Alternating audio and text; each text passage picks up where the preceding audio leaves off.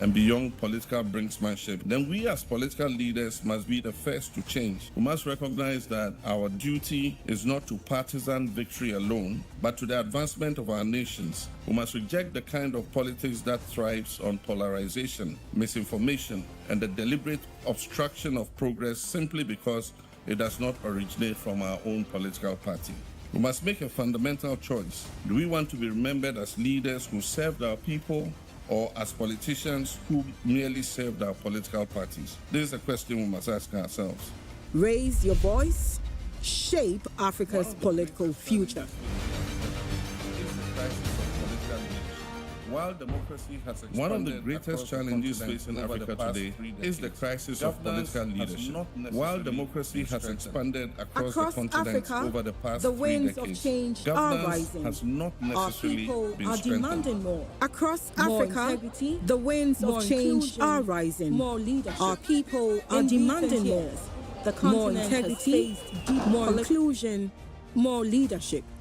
In recent years, the continent has faced deep political unrest. Among them are military takeovers, broken promises, lost trust. But in every crisis lies an opportunity. Africa's future will be built by new systems. It will be shaped by voices that dare to challenge, to reform, to lead. Welcome to the African Political Party Summit 2025, a bold gathering of political leaders, party reformers, youth visionaries, and governance experts from across the continent. Taking place in Accra, Ghana, the summit is a turning point, not just another meeting, but a continental movement. We'll tackle the toughest challenges and celebrate our wins, from intra-party reform, gender equality, inclusion, and the future of youth in politics. We are not waiting to be included. We are leading the change. It's time for courage. Time to rebuild the social contract. Let's come together across all. Join the movement. If we are to chart a new course for Africa, one that moves beyond instability, beyond economic stagnation, and beyond political brinksmanship, then we as political leaders must be the first to change. We must recognize that our duty is not to partisan victory alone, but to the advancement of our nations. We must reject the kind of politics that thrives on polarization, misinformation, and the deliberate obstruction of progress simply because it does not originate from our own political party. We must make a fundamental choice. Do we want to be remembered as leaders who served our people, or as politicians who merely served our political parties? This is a question we must ask ourselves. Raise your voice, shape Africa's political future.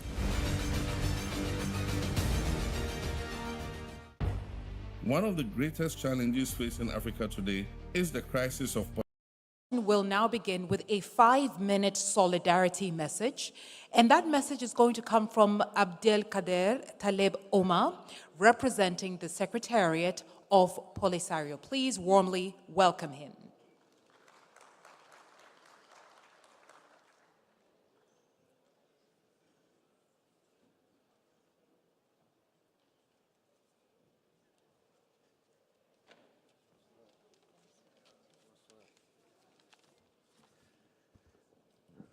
Bonsoir, Excellences, éminents leaders, sœurs et frères, invités à ce sommet de l'Afrique et des Caraïbes.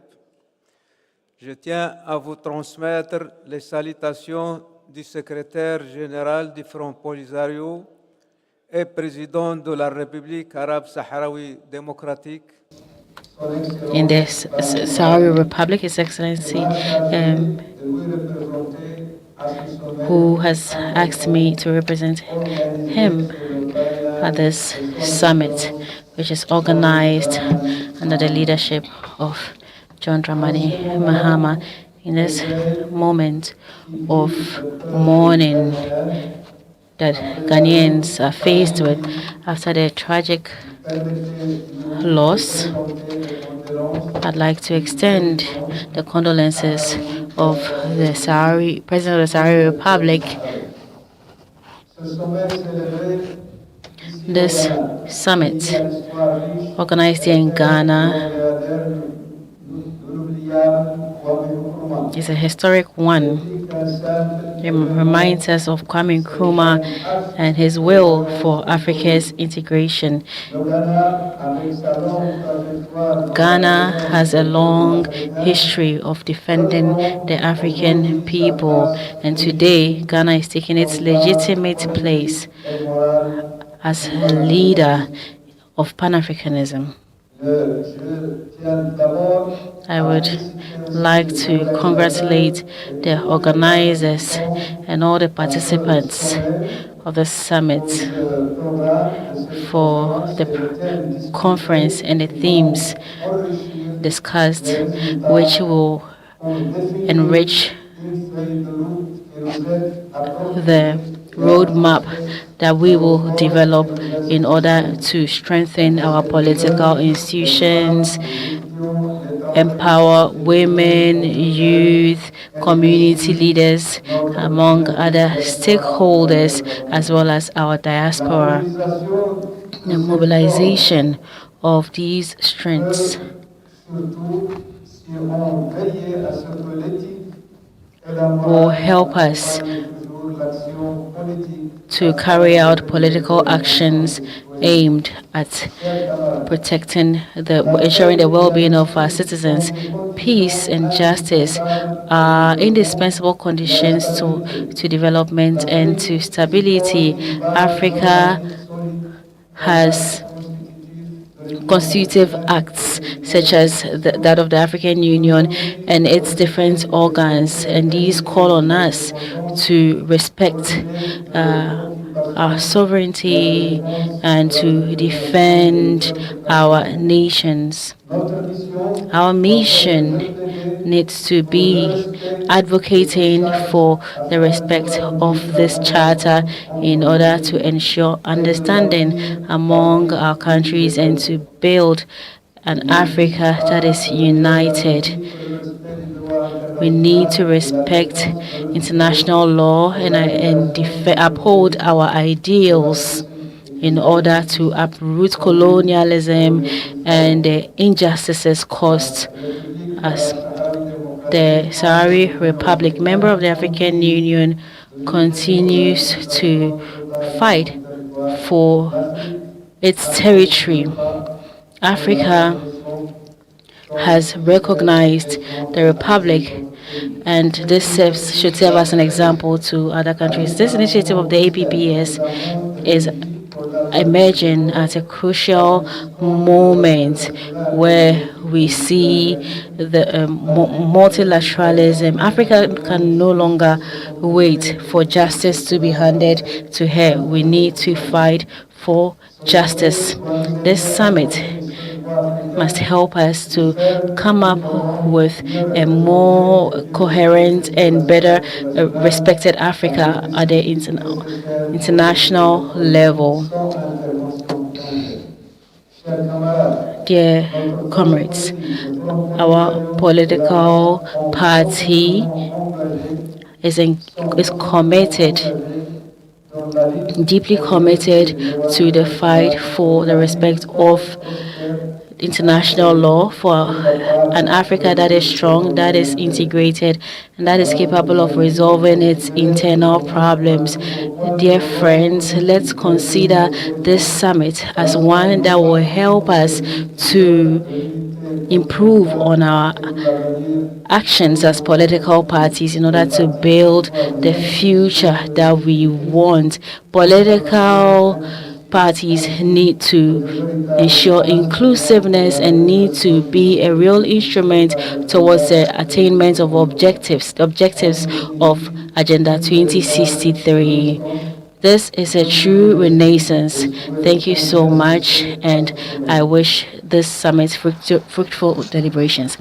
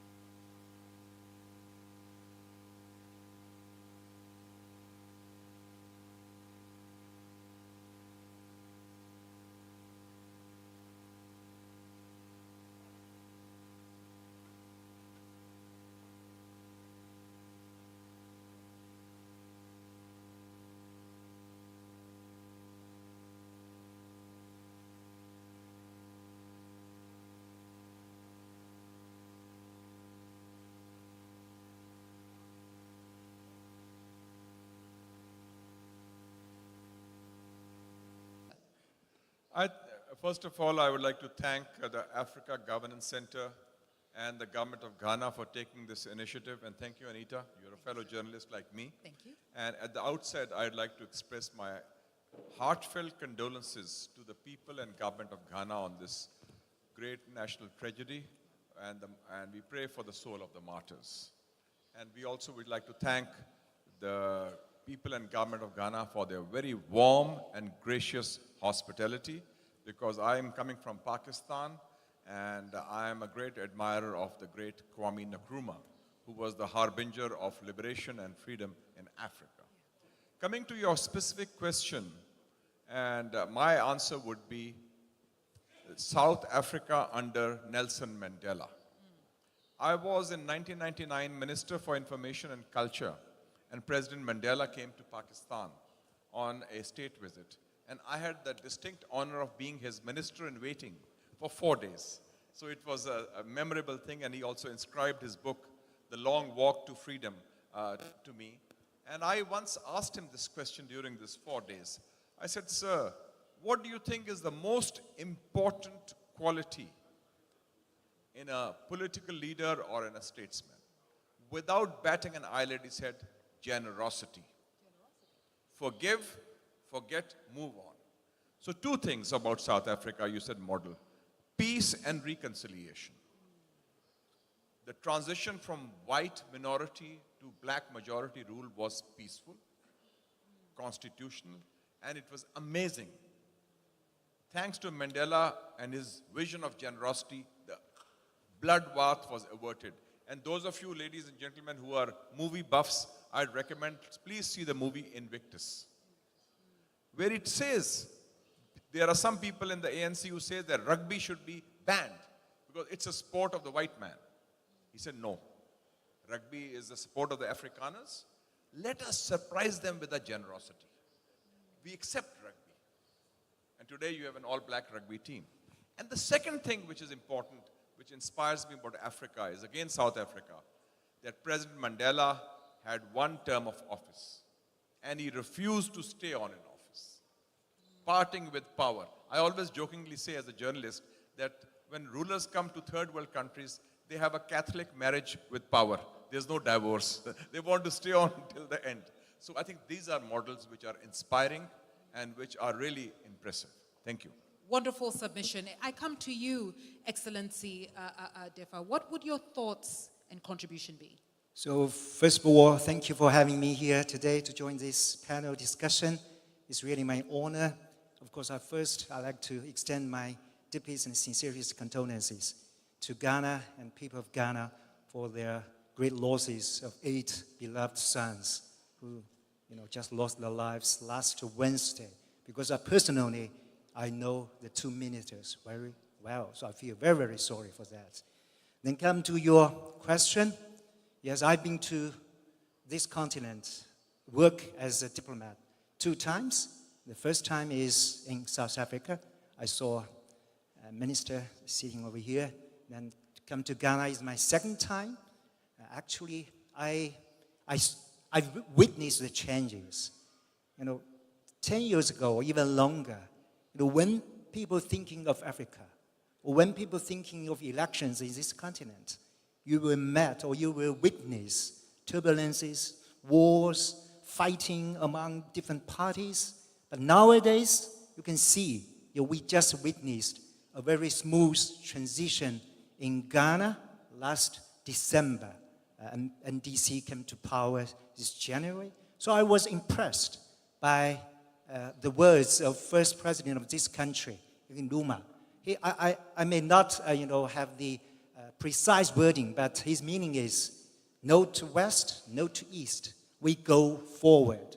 So I believe majority of the country in this continent, they are moving forward. Since last century, they got political independence. Now they're moving to economic independence. Or we may call the second awakening of this continent. It impressed me a lot. I mean, a lot of political parties or countries that are focusing on people's livelihood, they're focusing on providing more jobs, they're focusing on how African countries can be independent economically. So that's impressed me a lot. Thank you Thank so you very much. much, Your Excellency. And I bring it to you, Mr. Sheriff. What would your contribution be? Thank you. I also would like to express my sincere condolences to the government and people of Ghana after the loss of their brave sons. To your question, so I come from North Africa, but sadly, I don't have any very positive example on the political level from North Africa. But the one country and model that I can think of is the transition that happened here in Ghana. And I'm not saying this because I'm in Ghana. I know there are a lot of problems. I know there are a lot of flaws to the democratic system in Ghana. But in the last 30 years, the country has been able to go through so many democratic elections, transitions of power, leaders who were very strong, very charismatic, but who gave up power. The democratic transition kept going forward in a very peaceful manner. I mean, not very, but in a peaceful manner. Again, compared to the countries of this region, from north to south, where you see coup, where you see civil wars, where you see very strong disagreements happening during elections, what we see here is something more or less sustainable. Again, I know that a lot of people have their doubts about Ghanaian democracy, but the simple fact that people can debate and criticize their leaders, their ministers, their MPs, and shout on them on TV, in the street, on social media, without fearing repercussions or without fearing major repercussions, this is something that is becoming, especially nowadays, more and more unique. And again, the economic situation is still problematic. There are a lot of problems that are happening, but at least in this framework, this is something that I see quite positively. Thank you so much, Mr. Sharif. And you know, I like how you support what you're saying by saying there are dual narratives everywhere in the world. Nothing is perfect everywhere in the world, and nothing is great or nothing is negative everywhere in the world. Which brings me to you, Senator. If I had to ask you to share some insights that Africa perhaps could learn from your part of the world where it comes to normalizing inclusive leadership pipelines within party systems, what would you say to that? First of all, I'd like to also mention when you talk of Asia, because we talked of Africa and we talk of Asia, and we are united by a common destiny because we are having this conference in Ghana. Please don't forget, 70 years ago, the beginning of Afro-Asian solidarity was in Bandung. You are a journalist, Anita, you know that. April 1955, President Sukarno hosted the first such gathering. So, you know, when we are sharing experiences, the roots of that were in Asia and Bandung, Indonesia, and of course, your country was not independent, but Walter Sisulu attended, Mr. Nkrumah gave his blessings to the conference. So this is a shared destiny. And 70 years later, one other fact I'd like to bring for the audience is that we are talking of a world in transformation where the so-called Western-led liberal international order is unraveling. And the global balance of economic and political power is shifting from the West to the East. So the Western model, which you talked of democracy, and because the context is very clear. You know, we said, oh, this is the model. That is no longer valid. So you have to innovate. You have to adapt democracy according to your specific conditions also. It's not one-size-fits-all model that, okay, Westminster-style democracy. Because even those countries, they're not that democratic anymore. Yeah. So that is. I think that in Asia, I see one important aspect is the culture of resistance and culture of defiance. And this was evident. Let me give you two examples. Recently in South Korea, the president of South Korea in December tried to impose martial law. The people resisted. And then that president is now in jail. And so that is, I think, a very important element, that a consensus is forged around the issue of the principle that there should be supremacy of the people and parliament. Secondly, another Asian example, Turkey. I think it was July 2016. There was an attempt for a coup. People came out. Opposition and government. A culture of resistance, culture of defiance, woven around a consensus that, okay, we have infighting, we have differences among political leaders, but on the broader issue of supremacy of parliament and the sanctity of the ballot box, that has to be paramount. So I think that these are very important examples that despite differences, despite cleavages, conflicts, and confrontations, you can forge a consensus on the common principle of paramountcy of the parliament. And I think that shows inclusive politics at the core level. Otherwise, it's a battle for power and you have differences. Yeah. And that is how it should be in any vibrant democracy. I think I like what you earlier said about shared ambition, and I like what you just said about adaptability. So you can have a shared ambition, but you don't necessarily have to borrow the framework, borrow it as it is, or replicate it. You apply it accordingly. Thank you so much for that contribution. I bring it to you, Excellency Defa. When you think about your country, can you share what models of inter-party dialogue, or maybe even coalitions, have fostered political parties? Fostered political stability. Yes, when you're talking about the parties and the political parties, I think in every country, the political parties should never forget their aspiration, their mission. That's very crucial. You know, I may take this chance as a privilege that I may elaborate a little bit on Chinese Communist Party of China. You know, from our experience, you know, over 70 years ago, China is very poor, absolute poverty. But after 70 years later, we solved the problem of absolute poverty in China's history of over 2,000 or over 3,000 years. It's a miracle in the human being.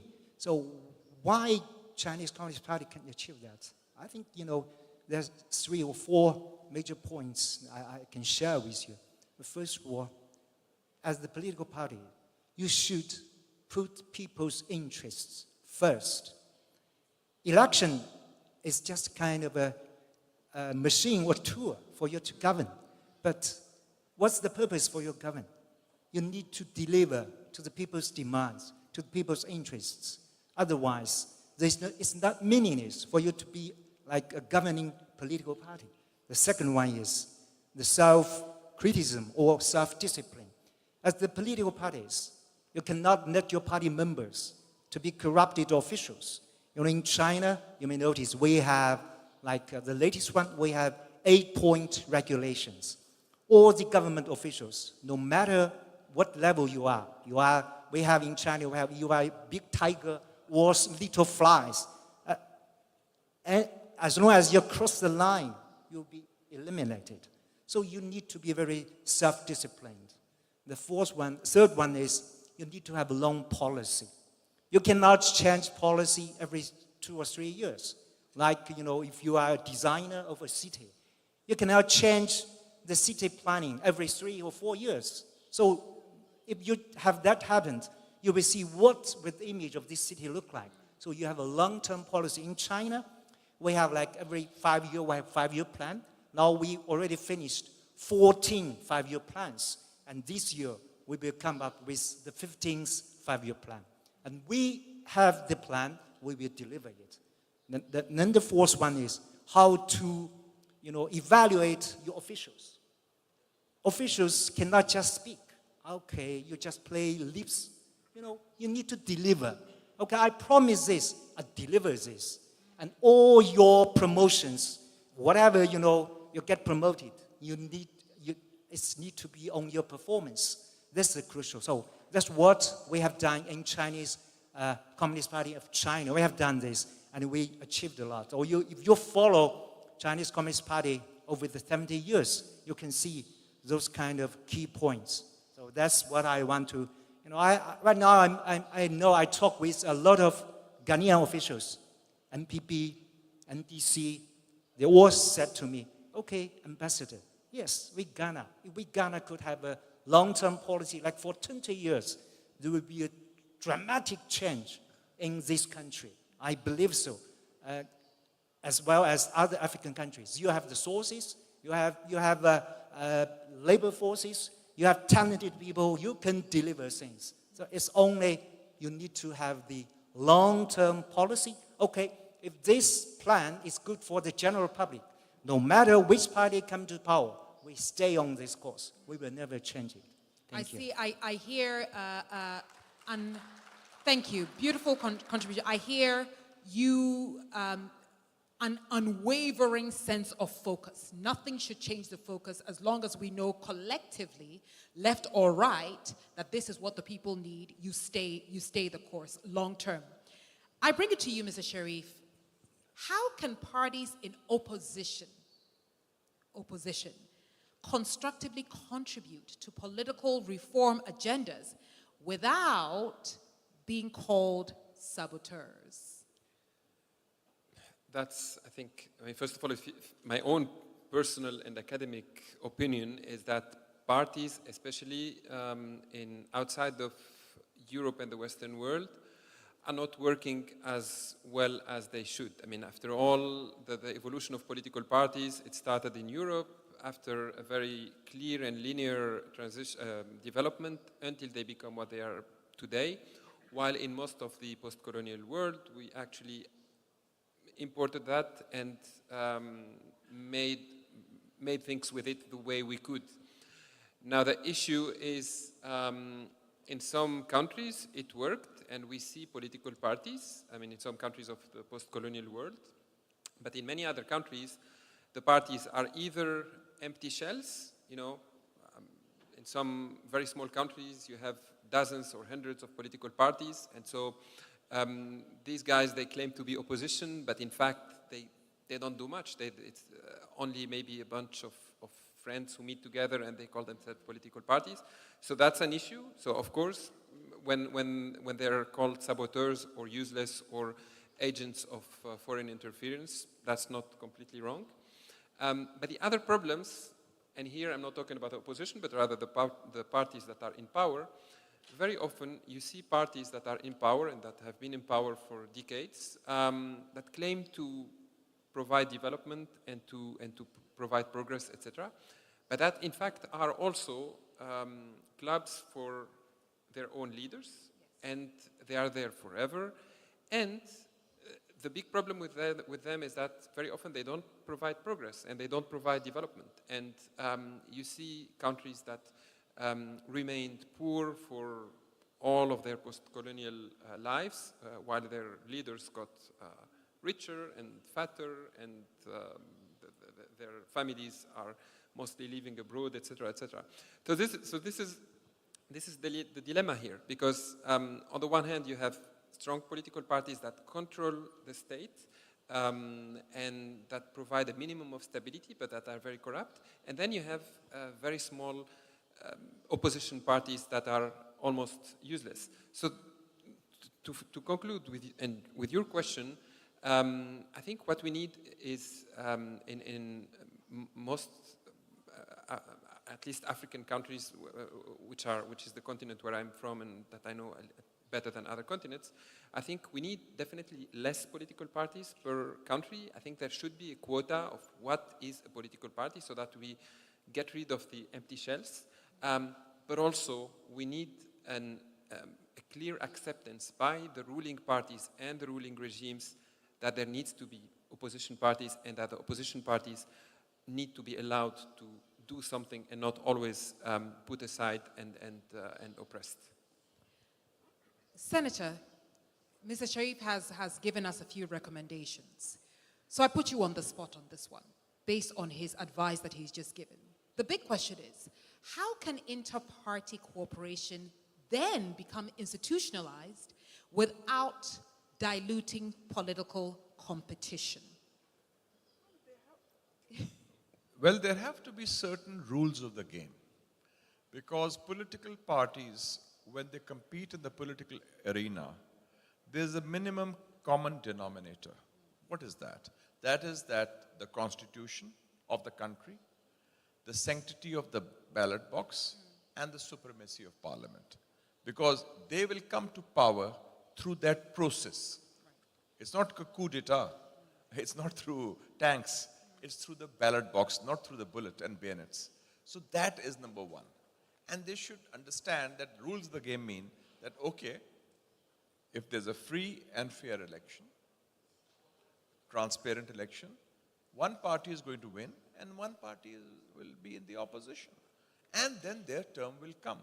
So I think the formulation of certain essential rules of the game.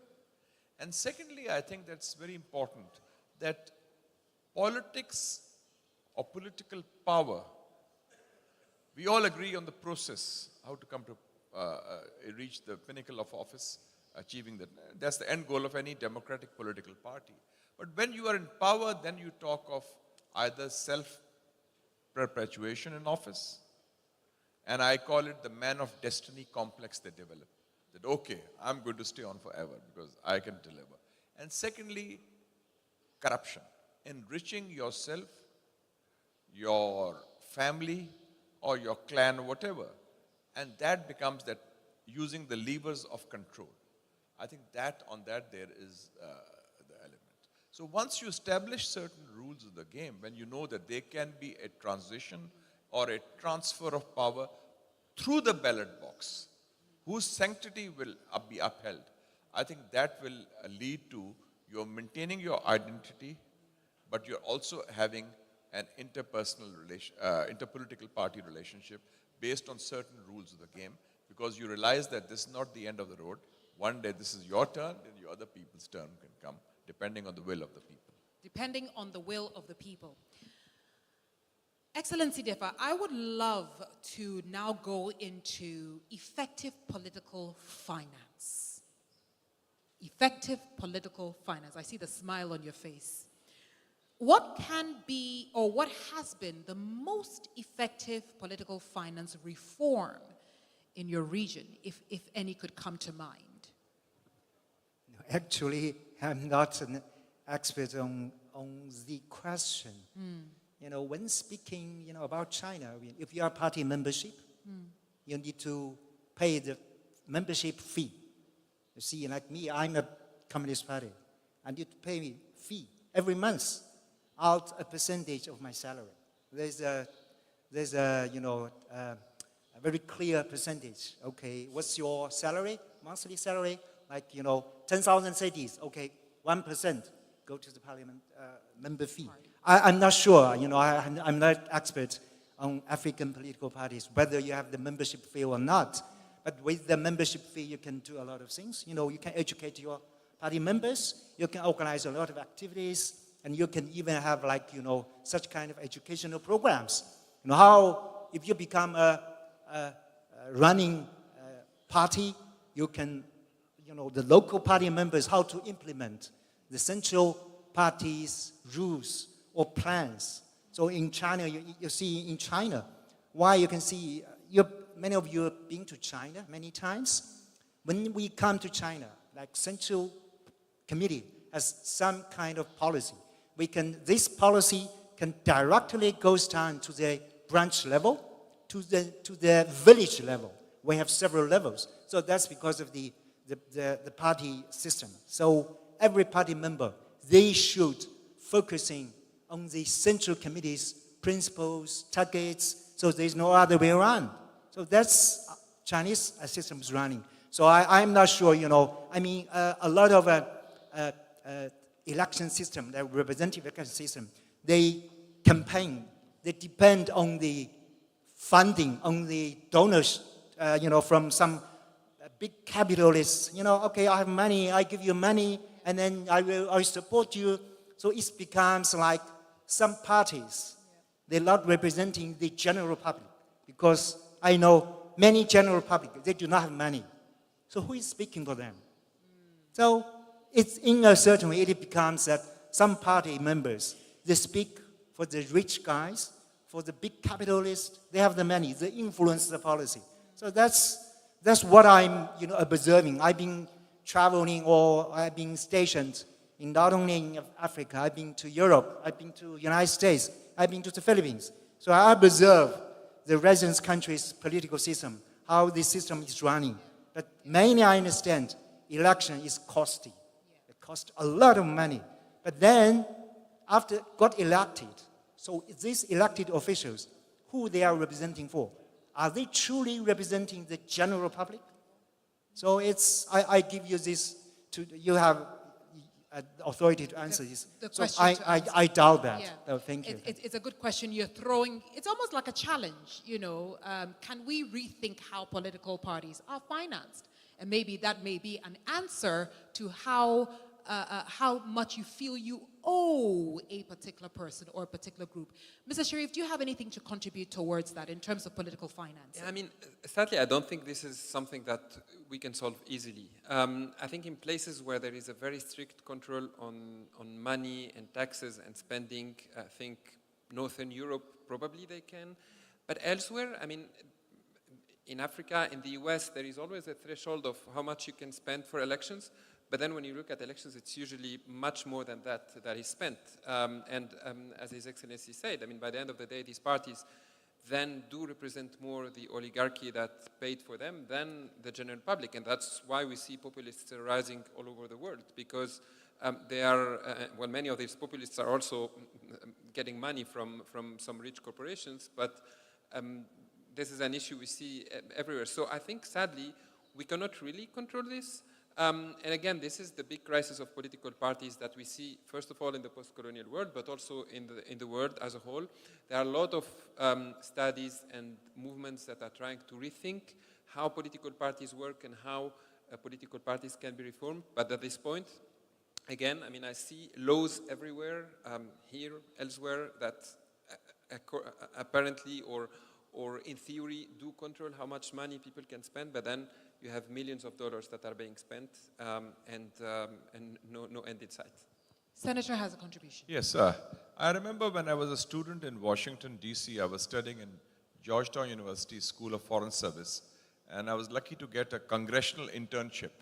So I worked in the U.S. Congress, and it's quite a prestigious thing. And so I got to know the learnings of how the system works. And the person I worked for, the congressman, when he was giving a farewell, I was leaving, he said, what is your big take or your experience in the US Congress as an intern, which is the lowliest of the lowliest thing, because you're running around doing errands, photocopying, maybe taking people on tours and so forth, or signing letters on machines, signature machines. So I said, the United States has the best politicians that money can buy. Because, it's all about big money. And there are 100,000 lobbyists, about $10 billion budget, and every election, even this one, I think between $5 to $10 billion, all parties. So I think some countries have done the reform. I've seen it in, he mentioned Northern Europe, Germany, for example. Turkey also. If you have 5% of the popular vote, then you are eligible for financing from the state. The state gives you money, and it's a fixed amount. And that helps you run the party secretariat and party activities, which I think is a good system, because here it's a winner-takes-all system in our countries. That, okay, when you're in power, then you grab everything, and everything is excluded. So I think some such system, we can learn from these models. Thank you so much, Senator. Ladies and gentlemen, I would like to spend our last 15 minutes giving you the opportunity to make contributions, ask questions, or even disagree with our panelists, if that may be. So in 15 minutes, if you don't mind, I would like to take one question from each column, one here, one here, one here, one here, and gentlemen, we will try to answer the question. But if you feel that the question is pushing you in a corner, just put your hand up and say, no comment, please.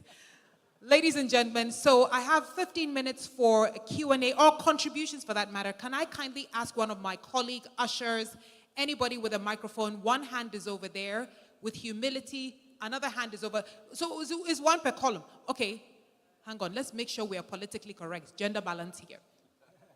One, I saw There's one down there. Okay, don't worry at all. If you promise to keep your question short, I can, you say no?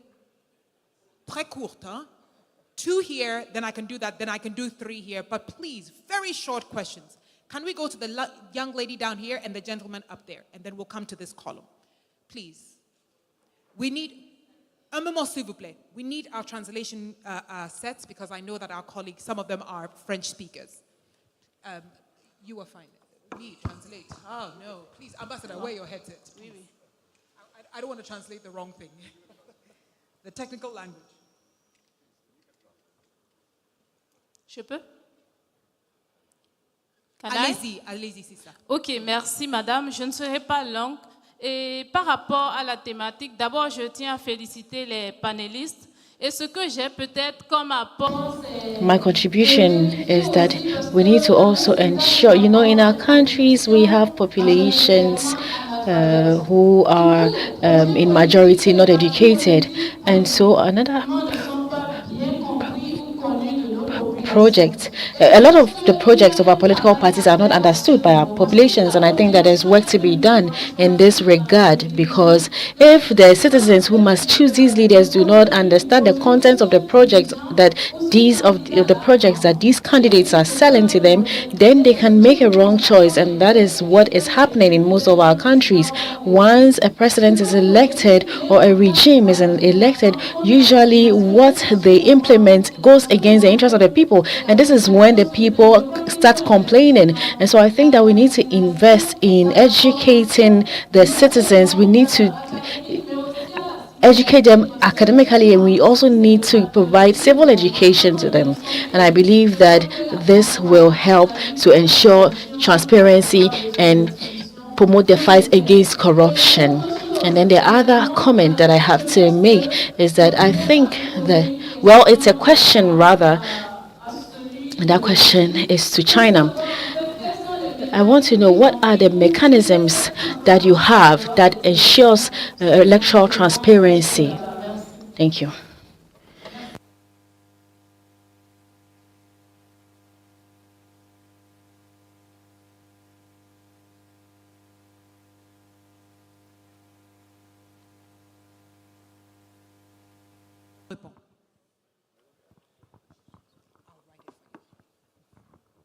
Merci beaucoup. Je suis Emmanuel Vivien Tomi. Representing UFC Togo. I'm also a technical advisor. Thank you to the panelists. Thank you also to Ghana and the organizing team. I'd like to, first of all, talk about the Chinese system. I want to ask our Chinese colleague. Frankly, the vision of China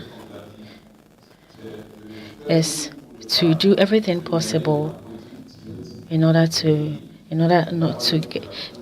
have an economic cooperation and to develop different sectors.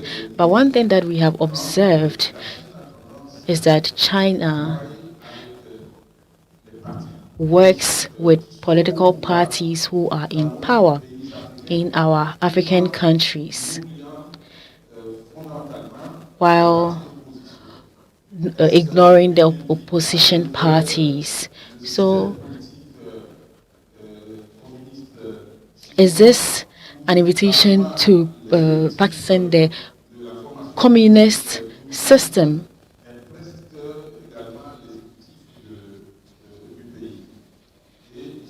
And I must say that I also liked what the ambassador said with regards to political parties borrowing money for their campaigns, and then at the end of the day, they owe allegiance to those private individuals who supported them. When we take the African Union, for example, you funded the building of the African Union's headquarters, Ambassador. It's a good thing, but the question is this funding free? Is it truly free, or must we pay? And what is the real cost of this investment. I would like to end by saying that it is very important for the political parties present here to understand and come together, work together. When there is a problem in one country, we need not keep quiet. I think that this is part of the objectives of this meeting. And so I would like to ask that this be part of the recommendations, solidarity among the African political parties. Thank you.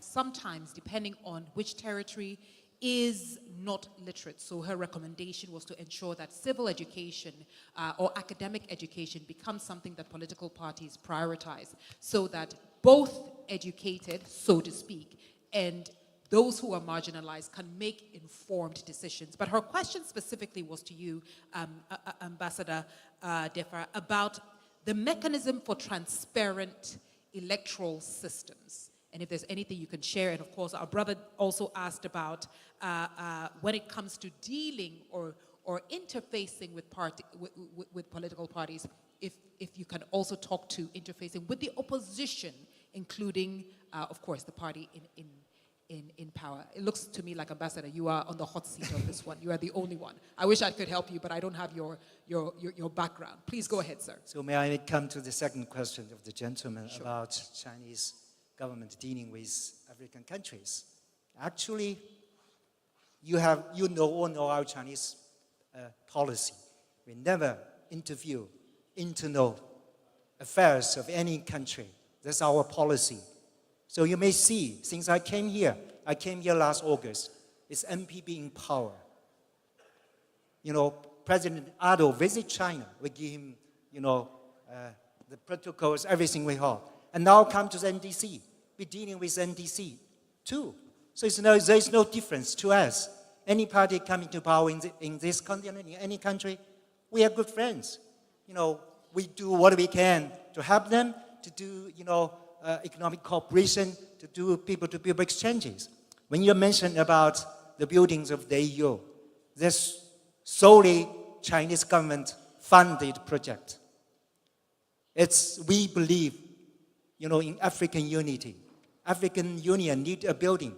They come to China, okay, we will build for you. We also build another building for African CTC Center, also in Ethiopia. It's also Chinese government funded. We never ask anything back. It's just our donation project. We believe African countries deserve such kind of facilities, such kind of headquarters for the general public of this continent. So personally, I do not know how much money it costs, but it's costly. It's costly. I can say that. I know, the project is one of the icons in Addis Ababa. And also CTC Center is the only one in this continent have the CTC Center, which is doing general good for the whole continent. So we are doing this. In our policy towards Africa, we regard Africa as our brothers and sisters. We support Africa when we were poor. We helped build the railway between Tanzania and Zambia. At the time of South Africa, there's apartheid regime. Zambia want to export its coal mines to outside. There's no way, there's no seaport for Zambia. So, okay, China decided to help build that railway. It cost, over 70 Chinese workers dying in that project. It's Chinese government-funded project. We are still doing this. Every 3 years, we come with action plans or FOCAC summit. We have action plans. China have some fund for each government, which is government-funded projects. Also in Ghana, I can give you some examples. The buildings of Ministry of Foreign Affairs, the Jamestown Fishing Harbor is Chinese government-funded because Ghanaian government, okay, we need this project. We need to help the local fishermen. So we do it. We do it.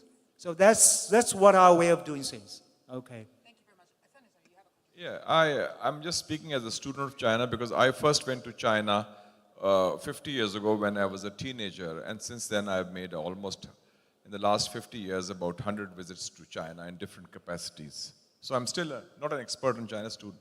I remember reading an essay of Chairman Mao, and it was called Serve the People. And basically, he said the Communist Party of China should be focused on people-centric development. And I think that what he said has made a difference, because it's not just about the trappings of democracy, it's about also delivery to the people, that people should see the fruits of that development, and they should feel that in their own quality of lives of themselves or their children. And I was seeing a study, Anita, and you are an expert on media and you follow that. Harvard University, Ash Center, this is America and the think tank, they did a survey in China of Chinese public opinion and the level of satisfaction with the Chinese political system by the Chinese people over a period of time. Ash Center, and you can find it on the Google, by the way, ASH, Ash Center, Harvard. Almost 90% of people of China expressed satisfaction over the political system in China led by the Communist Party of China, because it has changed their lives, with over 800 million people lifted out of poverty in the less than 2 generations, which is a complete transformation. When I first went to China, it was more poor and backward than Ghana or Pakistan. It was poor, weak, and backward. Today it's rich, strong, and a leader. So I think that change, that delivery of the Communist Party that they've delivered for the people, that makes a big difference also. Thank you. Thank you so much for your contribution, Senator. Can I come to, I think no questions here, please, by all means. I have, how many contributions here, please? 1, 2, yes, please. So, gentleman with the microphone, my brother with the microphone, go to the gentleman with the blue, and then we come down. Ladies and gentlemen, please keep your questions or your contributions short so we may have time for everybody as much as possible. Thank you very much. You're welcome, sir. Let me also extend our condolences to the government and people of Ghana. Coming from Botswana, we are very saddened by the events. But coming to the subject matter, I want to point out 2 positive things about African political landscape, particularly in the last 30 years. One is the growth of coalition politics, which is unknown for African continent, especially because most of it happens in the context of pre-election. If you take Kenya, you take Zambia, you take Malawi, you take Botswana, now South Africa. I think it's a positive experience that we should not underestimate. The second important positive aspect of African political landscape, again, which we should promote, is the accommodation of traditional systems of governance into modern politics. The chiefs, the traditional leaders of different types, and how we have learned to work and live with them without killing them as we initially did in the first decades of independence. Thank you very much. Thank you very much for your very positive contribution, and I bring it down to my sister, and then I'll come to you, sir. Please give the microphone to my sister in the green, and then we've got the last one in this column from the gentleman in the dark gray. Merci. Je suis Sopopol Ginette, épouse Seka. Je suis présidente nationale des femmes du Front populaire ivoirien en Côte d'Ivoire. Côte d'Ivoire. I'd like to also talk about the situation of women. When we talk about political parties, no political party will exist without a woman. However, we have political parties, we are members of them, they allow us to dance for them, receive people, usher for them, but when it comes to decision making, they do not involve us. And yet, when we talk about gender-based violence, when men provoke wars, when they cause wars, the soldiers on the front lines are women's children. They are children of women. And women suffer violence from these wars. When a soldier dies, it's a woman who suffers because it's either her husband or her child. So This is to say that women also want to write history along with you men. This is to say that do not impose things on us. We are not merely followers. You need to listen to us because more women are involved in political parties. If more women are at leadership positions, there will be less wars. Thank you.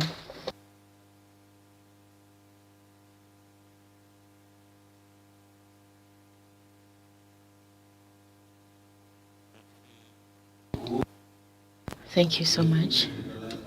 My name is Mr. Doneka Shama, Congo, Democratic Republic of Congo. I'm General Secretary of the Party of Lumumba.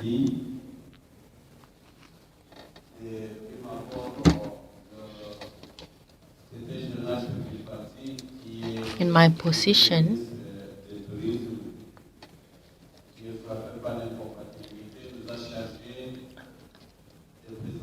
I would like to extend my condolences to the government and people of Ghana following the crash that happened last week. I would also like to extend our congratulations to the organizers of the summit who have understood that Africa has for 67 years now been stuck.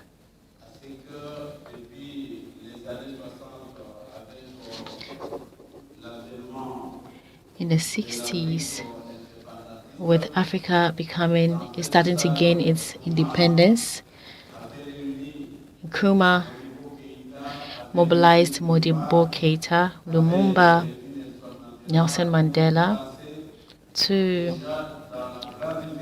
think of the bigger vision of Africa's development on how this needed to be attained. Unfortunately, the imperialists have done everything possible to ensure that our road is blocked.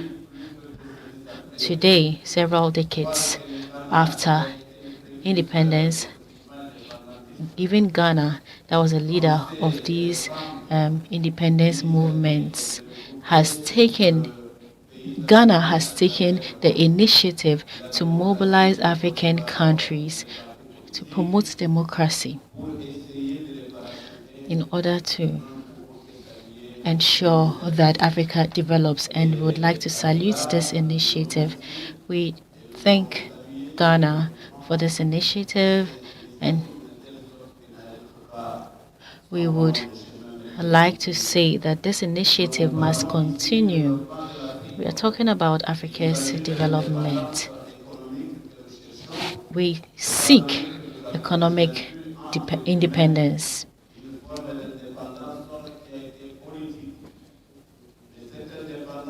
We need not only political independence, but economic independence as well.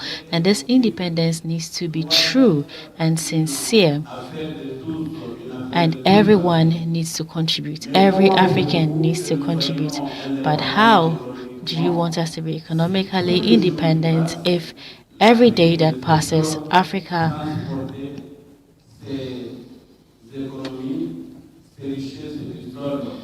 is transporting its wealth outside the continent? Wealth or raw materials that are processed and resold to the continent at a higher price.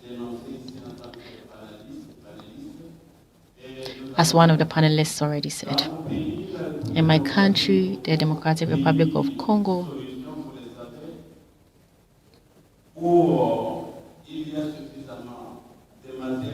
where we have a lot of raw materials. You know, I just returned from a mission from Katanga, and there are containers and containers, tons and tons of minerals that are moving from the Kasombole border outside the continent. We are the biggest, the poorest country of Africa. Yet we are a potentially rich country, but in reality, we are the poorest. Is Africa seeing all this? There are these situations in our countries. You know, it's not only about what is happening in the Democratic Republic of Congo, but what is happening in the whole of Africa. This is the moment for us to save our raw materials for ourselves to help in promoting development by ensuring economic independence. I'm providing this contest to the panelists and to all the political parties here so that in future we reflect on it. I would like to quickly share an experience with you on the issue of political party funding. We do not need to waste our time thinking that in Africa the regimes in place will support political parties because they don't want to be replaced by these political by their opponents.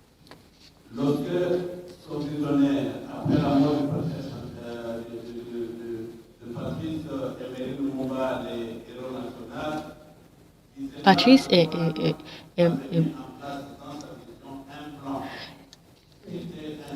one of our presidents had a project. The project was titled the African Community of Solidarity.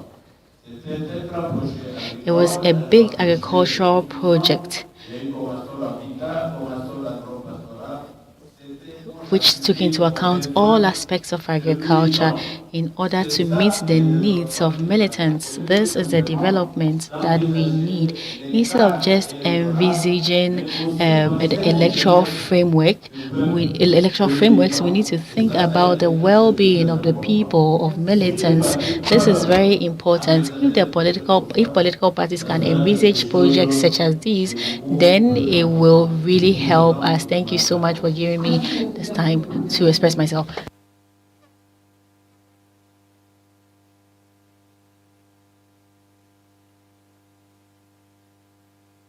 Essentially, I'm going to start from him. One very important thing, if we're able to keep the wealth here in Africa, everything will change. I mean, he's using respectfully the DRC as an example. And also, you're talking about, political financing, etc. The only way that that could really, truly work is if there is some degree of transparency. And our dear sister also talked about the role of women, which is crucial. And I would like to very respectfully also ask your thoughts. She is of the thinking that ultimately women bear the burden. When soldiers go to war, when they pass away, these are sons, these are fathers, and women have to carry majority of the burden. And we don't think about that yet. They are not given the opportunity to be at the seat where decisions are made. So it is time for us to change that. Mr. Sharif, Ambassador, Senator, I'm going to give you each 1 minute to tackle, if you can, either one of the contributions that I've made. Of course, our brother from Botswana also talked about celebrating the examples that precede us. So you each have a minute to tackle or to contribute to what we have heard. Senator, you may go ahead. Regarding the role of women, I think that Pakistan has a good track record. We had the first woman prime minister in Pakistan who was from a Muslim country at the age of 36. And in our country, yes, there is discrimination, there's often exploitation of women, but in the political field, gender is not an impediment in the rise of women to high office. So we have about 30% representation in the parliament, mandatory now according to the constitution, and women are there. But there's a caveat that most of the women do come as daughters of famous political families. So there is a class issue also. So there are more opportunities for the elite class, for the women coming from, like Benazir Bhutto, her father was prime minister. So, you know, like there's now the chief minister of Punjab, which is the biggest province. Her father was prime minister, Mariam Nawaz. So we have, so that is there. But the question of gender being an impediment is not there. And the other question about the gentleman he mentioned also, I think that why Patrice Lumumba was assassinated, why Congo, for example. And today, Congo is one of the favorite countries of President Donald Trump. Because Congo, Democratic Republic of Congo, has $24 trillion of critical minerals and special reserves. So I think that is, people have their eyes on that. But I think then it is up to the people of that country, the political parties, the leadership, to preserve, promote, and protect their natural wealth. Otherwise, you know, half the time it's their own people stealing their own wealth and stashing the wealth away in Swiss bank accounts or London bank accounts, right? And rather than sharing it among the people. And that's why the elite is rich, but the people are very poor. And he made a very important point. Yes. Very rich, but very poor Yes. ultimately. Ambassador, I give you the floor. I may echo my friends Pakistan's view. You know, a lot of our Christians, the God says, God only helps those who help themselves. So African countries, you know, you need to find your own way of development. Whether the shoes fit you, you need to wear yourself. So, I mean, all the political parties should think about whether the way of governing system is suitable to your own country. That's very crucial.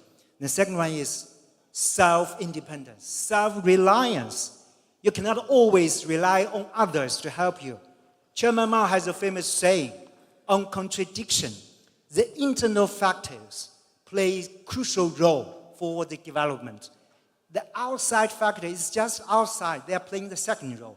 The first role is yourself. So I may, you know, right, DRC, a lot of resources. It's envy to everyone of the whole world. You have a lot of resources. You can make Congo DRC to be the richest country in the world. You have water, you have wood, you have all metals, everything you have. But only I think the DRC people can find a best way to suit the DRC. The other question a gentleman mentioned about traditional chiefs. Yes, African countries, you have a lot of traditions. You have chief systems. You know, the majority of the African countries, you know, you just copied the system imposed by colonialists. Because at the time, you have a low, modern way of country. You have tribes, you have different, you know, tribes, and then suddenly you have a country, you have a board lines. Okay, this belongs to Togo, this belongs to Ghana. So then comes to the current situation. So now I think for the, you know, economic independence, every African countries, you cannot just copy. You need to be self-independent, self-reliant. Thank you. Very powerful. Chairman Mao also said, women hold half the sky. Yes. Now I think it's even 60% of the sky. Mr. Sharif, your thoughts on the contributions made by our brothers and sisters? Yeah, so I think it's very important to introduce quota for women in political parties, but also quota for young people in political parties, because otherwise more than, I would say, 75% of the representation is not there in political parties. So this is a very important thing to add. But one thing about political parties, you can't have democracy without political parties. Once you have weak political parties, you don't have democracy, and then you have the military saying, we take over.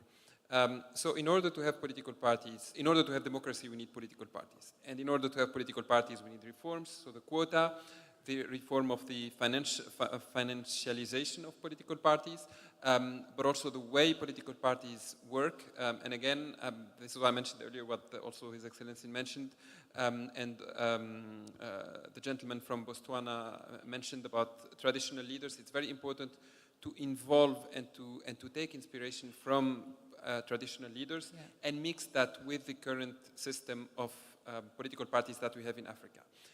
One last thing, I've heard it a lot since yesterday here that democracy is not enough, you don't eat democracy, you need something else but democracy. But I keep saying it, without democracy, what we will have frankly speaking, is not a China model. Most probably it will be a very bad ex-country model of very corrupt, very brutal, and very useless dictatorships. Therefore, we need to strive to get a minimum of democracy, a minimum of political parties working with women, with youth, with some reforms in order to move forward and be a progressive continent and also hopefully an independent continent. Thank you so much. I had one hand on that side. I don't want to. Yes, sir. Young man, tell us who you are. You're a man in uniform. We haven't seen that many people in uniform, so please stand up. Tell us who you are. We thank you very much for your service. Go ahead and ask your question or make your contribution. Right. Thank you very much. Good afternoon to us all. So my name is Okuipa Gabriel Eduji, a member of the African International Youth Forum and the SRC Vice President for the Regional Maritime University. So coming to the matter of the political financing, to be specific, the campaign financing, some rules often disadvantage the youth and the women aspirants, especially those without established contacts, from participating, okay, or from reaching far in such competitions.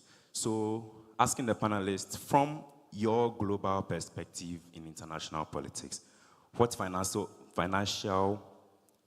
models, or laws do you think may have proven or can prove effective in making political competitions fairer for the youth and women? Thank you very much. Thank you very much. You have a task, gentlemen. And in answering that question, may I also ask that you throw in a call to action so we wrap up on the answer to the gentleman in uniform and also what your call to action from here, where do we go? What your call to action will be. We'll start up with you, Senator Syed. Kindly please go ahead.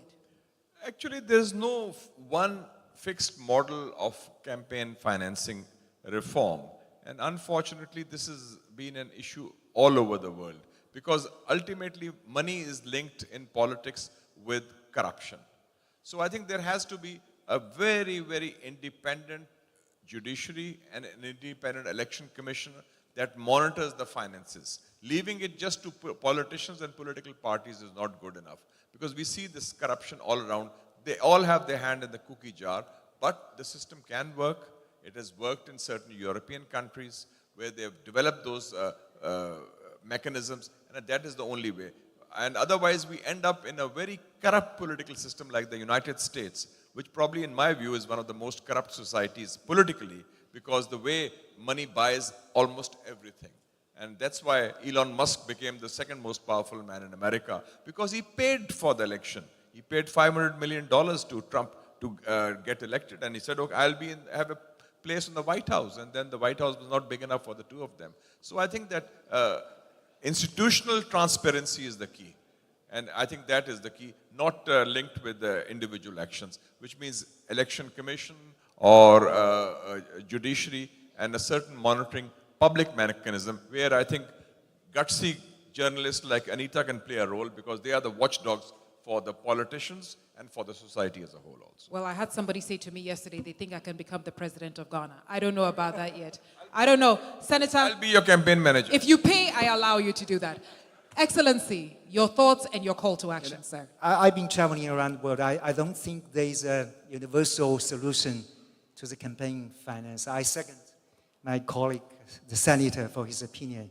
Yes, I mean, every country can find their own way of, political system or elections. Ghana, you have election committee, so, I know there's some voices about this election committee. So it's each country's own internal affairs, I can say. As a diplomat or as a Chinese diplomat, I will not, comment on any country's election system or the finance campaign for the political parties. Sorry for that. Thank you so much, sir. And over to you, Mr. Sherry. You have the last word. I think about the campaign finance, again, we have laws everywhere that prohibit financing and that are often used, especially by repressive regimes, to harm the political opposition. They're often accused of having spent more and having used money, etc., etc.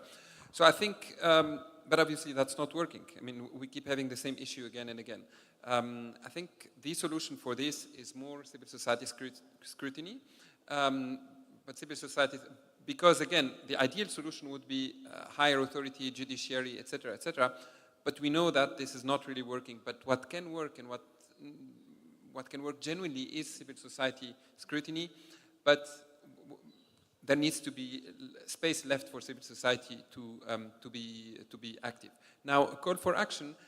Again, we need to reform political parties. We need certain thresholds, be it quota for women, quota for youth, be it a minimum of corruption. I mean, corruption will always be around. You cannot discard it completely, but there should be a minimum people should not go beyond that. And again, a minimum political space available for political parties and for civil society to act, which is something we see less and less in Africa nowadays, sadly. Thank you so much. Ladies and gentlemen, over the last hour on Global Lessons in Political Reform, I've had the pleasure of having Senator Mushahid Hussein Syed, co-chairperson, ICAP Standing Committee. Please give him a round of applause. I've also had His Excellency Tong Defa, Ambassador People's Republic of China to the Republic of Ghana. A round of applause for him. Last, definitely not the least, I've had the Director, Columbia Global Center Tunis, Mr. Yusuf Sharif. Thank you very much. A round of applause for him. I really do honor you, and thank you very much for all your contributions. Thank you. Can we have a photographer, please, capturing us? Mr. or Madam Photographer, where are you? There you go. Thank you very much. Where are our photographers? I can't see anyone. Then it'll spoil my makeup. All right. All right, do we have the photographers in the house? Ah, okay, we've got one here. Perfect.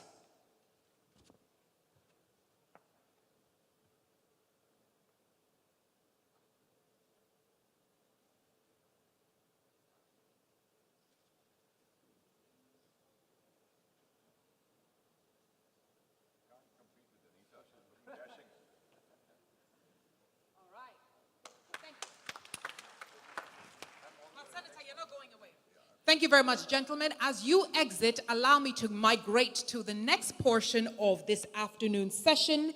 And this is Political Innovation Showcase, where we'll hear models that move politics. Thankfully, we have our first contributor from ICAP as a model in transnational party building. Senator, the podium is yours.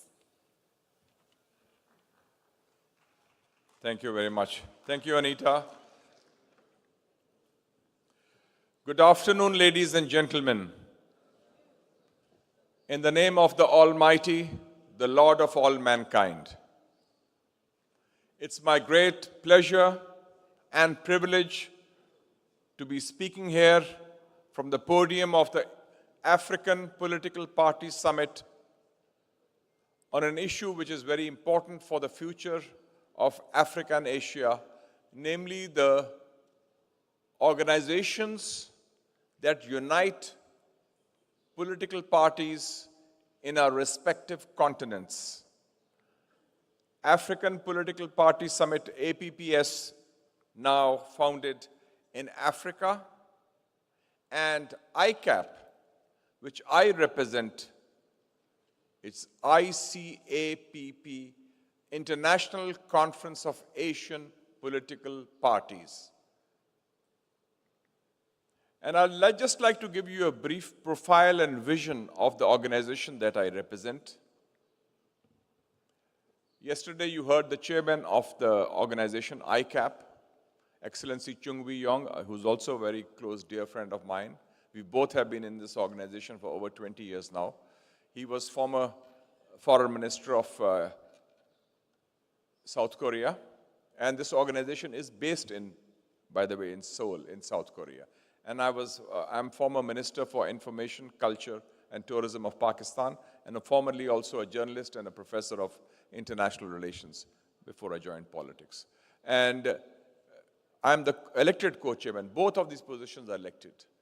So this organization was formed, ladies and gentlemen, 25 years ago in Manila by a very visionary Filipino. His name is Jose De Venecia. We call him JDV for short. He is, mashallah, by the grace of God Almighty, 88 years old. He is retired. He is chairman emeritus of our organization. He was the founder. He was formerly Speaker of the Philippines and also a candidate for president, but he lost. I also was once a candidate for president of Pakistan. I also lost. So, but you never, it's not about losing. Nixon used to say, you do not lose when you're defeated, you lose when you quit. So you don't have to be a quitter, you have to fight on. And that's the key thing. So this organization was formed when he had lost the elections to the presidency in 2000. And he said, they should be the 21st century, he said, is going to be the Asian century. Why don't we, or Afro-Asian century, something for the global south. Why don't we have our own organization of political parties? You have that in Latin America, you have it in Europe and other places. So he laid the foundation of that, and the first meeting was held in Manila, attended by 25 political parties.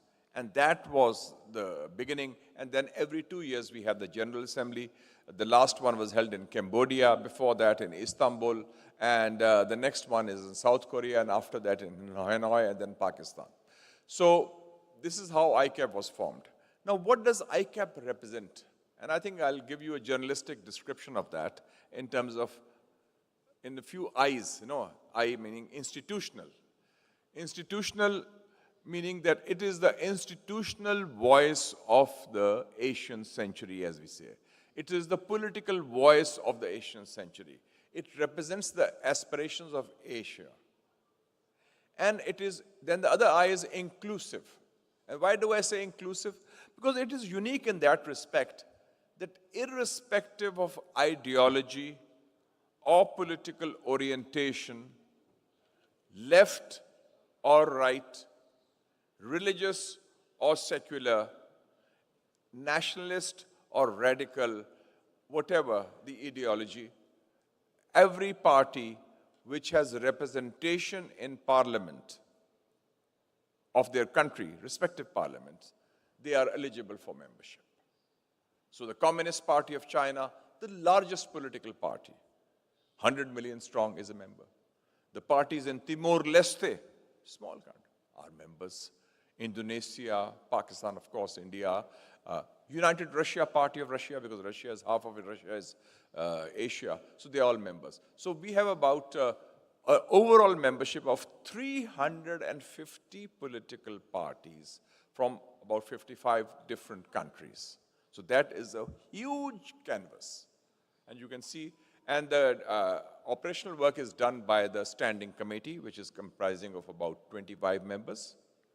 And within the Standing Committee, there is a bureau of 5, which includes the chairman and myself, and then the last country which held the session, and the next country which is going to hold the session, and one other senior member. So we have about 5 members in the bureau, so that also is a very important thing. Then there's also the other I would say is innovation. Why do I say innovation? Because Asia is going through a lot of transformation. And I'll give you 2 examples.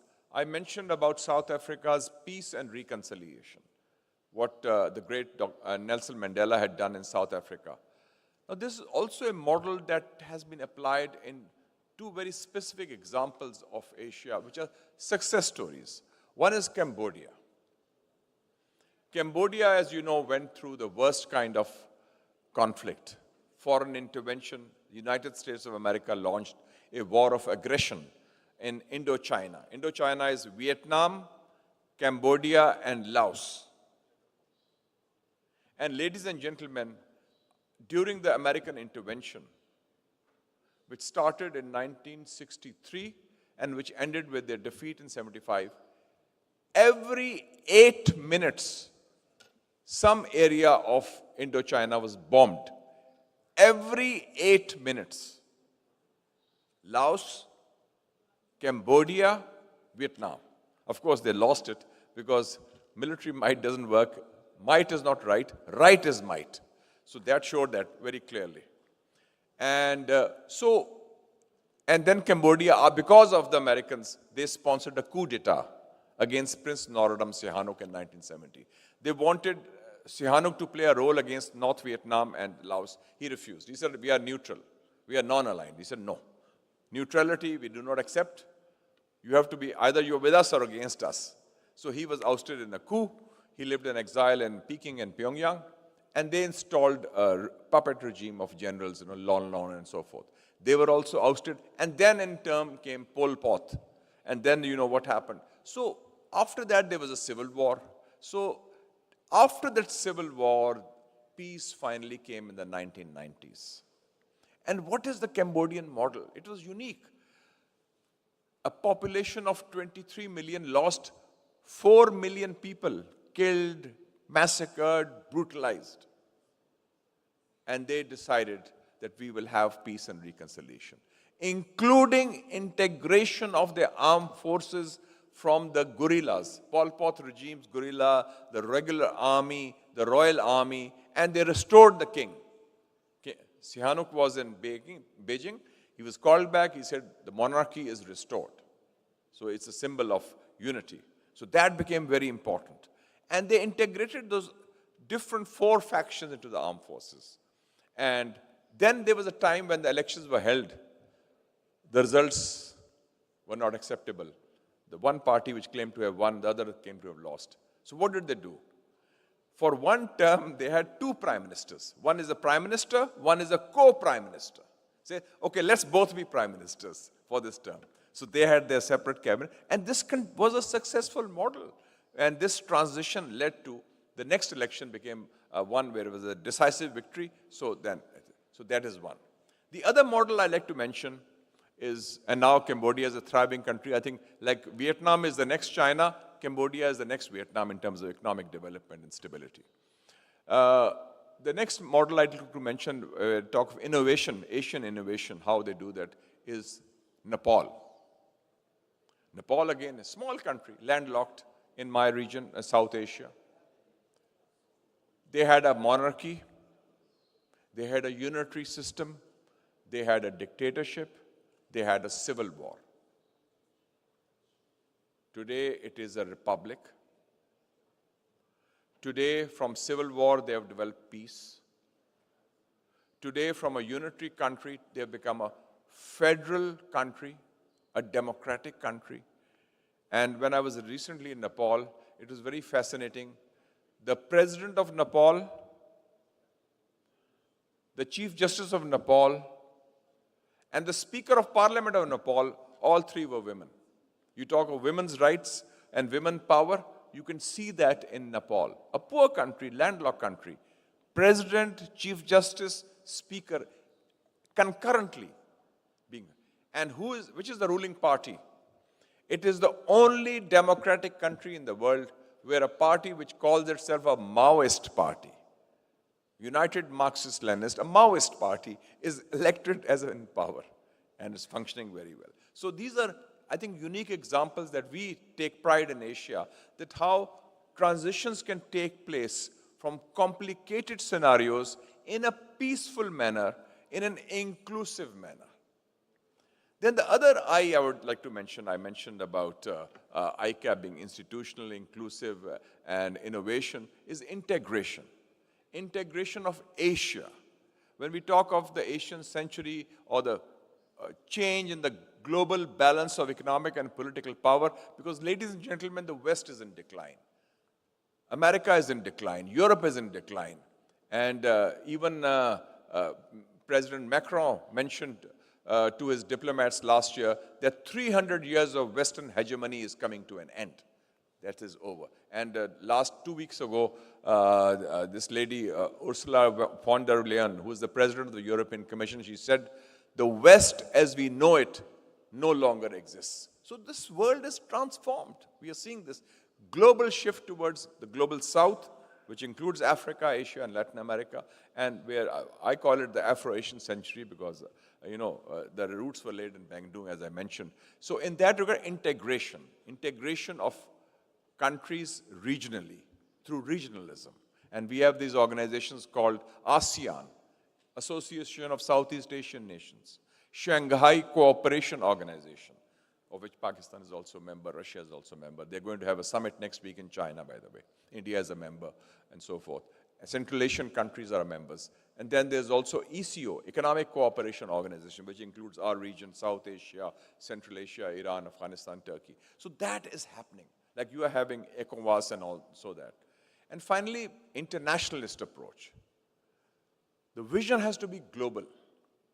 And that is why we are here today in Africa to celebrate the founding of the African Political Parties Summit and this initiative taken by Ghana, which we appreciate. And it's very important that, as Comrade Fred mentioned yesterday, that this is the place.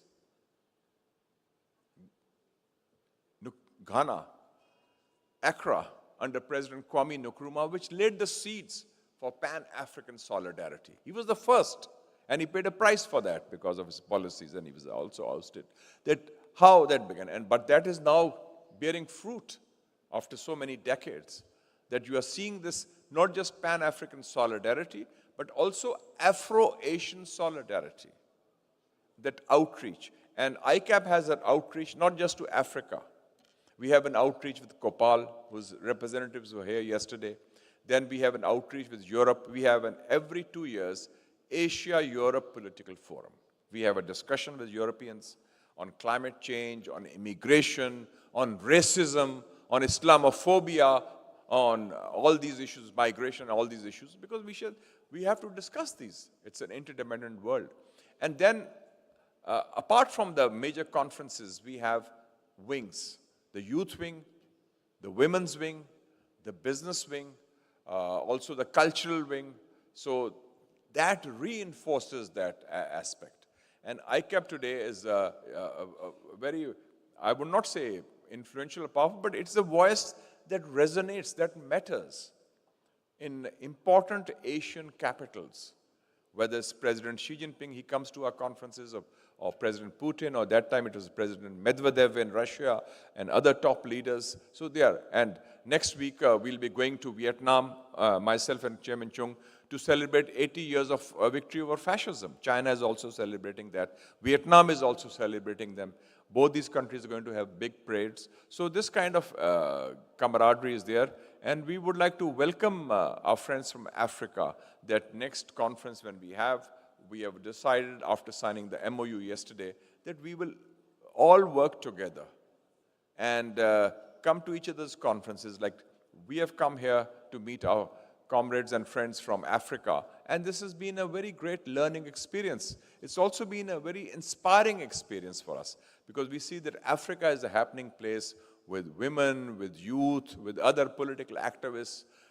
There's a lot of, as the Americans say, a lot of zing in them, a lot of dynamism in them, and they are doers now, and that's what's happening in Asia. And I think that we have to rise to the occasion, because the 21st century belongs, the West is now receding, and Afro-Asia, Global South is emerging. And in this new reality in our history, we have to work together to build a better tomorrow, a peaceful, prosperous tomorrow, a better tomorrow with no overlords and no underdogs. Long live Afro-Asian solidarity. Thank you very much.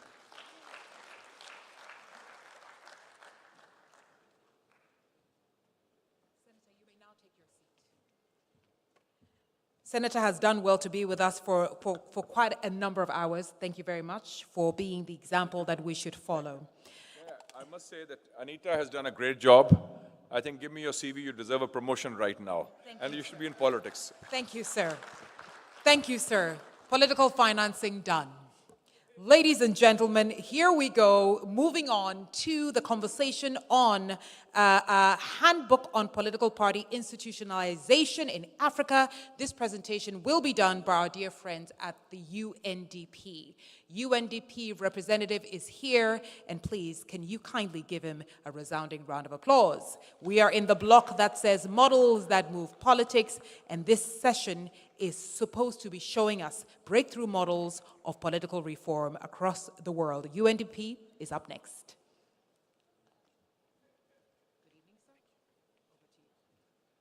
Thank you very much. And once again, following the protocols that have been espoused here, I want to solidarize with the people of Ghana for their loss and to congratulate the organizers of this very important conversation, the African Political Party Summit.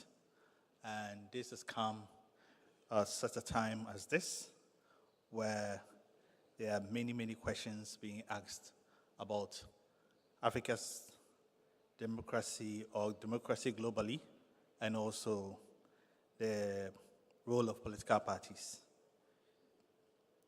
UNDP appreciates the partnership and the support to be on this platform to speak on innovations in the political party space, drawing on lessons from our handbook that was published as part of our work, trying to understand how to support political parties to institutionalize over time. Okay, next slide.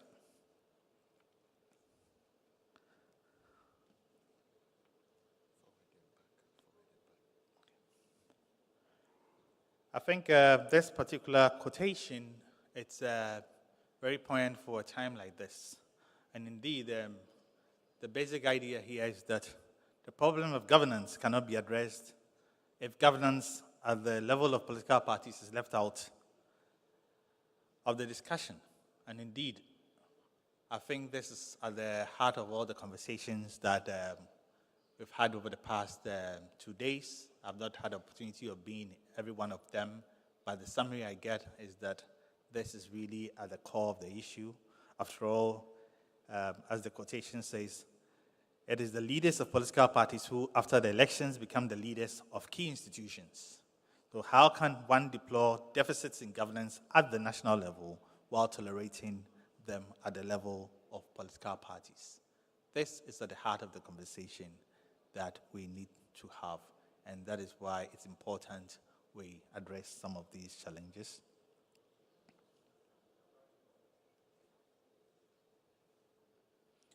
Indeed, the value of political parties has been discussed here severally, and there's no need to go back into every one of them, but we know very well that they are the drivers or the platform to transform social interest into public policy and legislation, as well as spaces for citizens to engage on their interest. The challenges with political parties, these discussions have been had here, really looking at the issues around elite dominance in political parties. And through our handbook, we've come across a lot of this.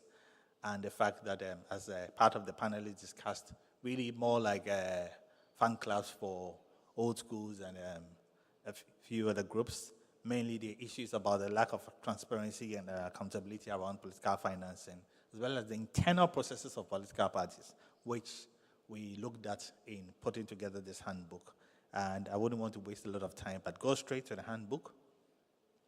And this handbook that UNDP authored tries to look at how to get political parties to institutionalize and to become stable, programmatic institutions, organizations that promote inclusive leadership in and then promote strong accountability. Indeed, the idea around this handbook was born out of a lot of work across various countries globally, drawing on expertise and experiences from these countries to understand clearly how political parties can be institutionalized over time. And indeed, these innovations aim to ensure that political parties become platforms that are enduring over time.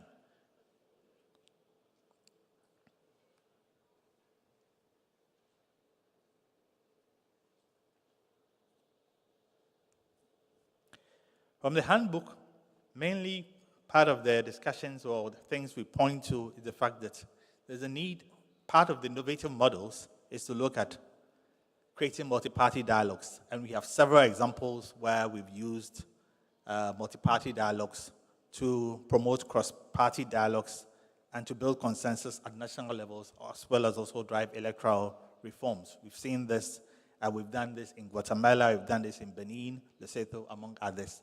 And these are critical innovations that ensure that political parties are able to sustain themselves over time.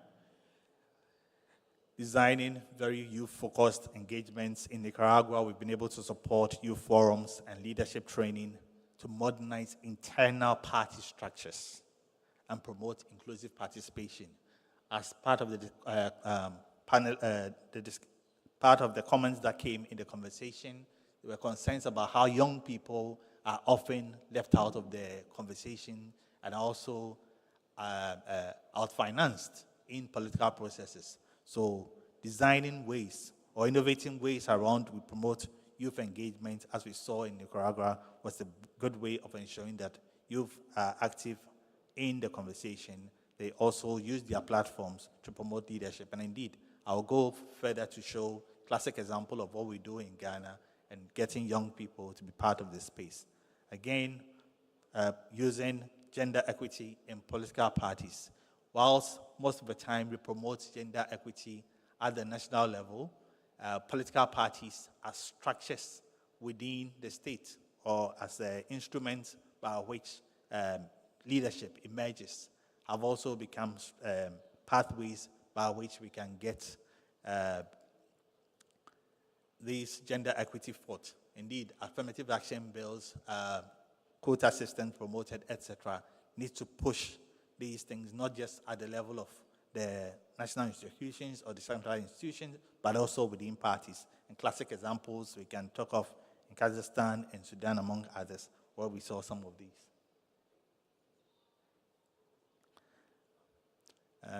Maybe one more example is also in promoting using post-conflict party transformation. And this, we have classic examples from both Liberia and Mozambique, where party armed groups were transformed into political parties through structured peace agreements and capacity building. And these are all innovations that are very useful in consolidating the gains of political parties. I will quickly go to some success stories, which part of the panelists here will speak to from the Peace Council, mainly from the experience of UNDP. We've seen and supported Ghana move from years out of the democratic system into a democratic system where two parties now virtually alternate power very smoothly. And this has been celebrated in these conversations here today. Peaceful transfers of power, excellently done. But what we have done, or what really lies behind, is to ensure that political parties in Ghana, in terms of their internal structures, are strengthened. So what you see as the outcome has to come through processes that various institutions have spent time to build, and UNDP has been one of the institutions building internal party democracy, promoting internal party dialogues, because that for us becomes very key. Arbitration within parties, because party dispute mechanisms are very key to ensure that the parties are stronger to be able to deliver on their mandates.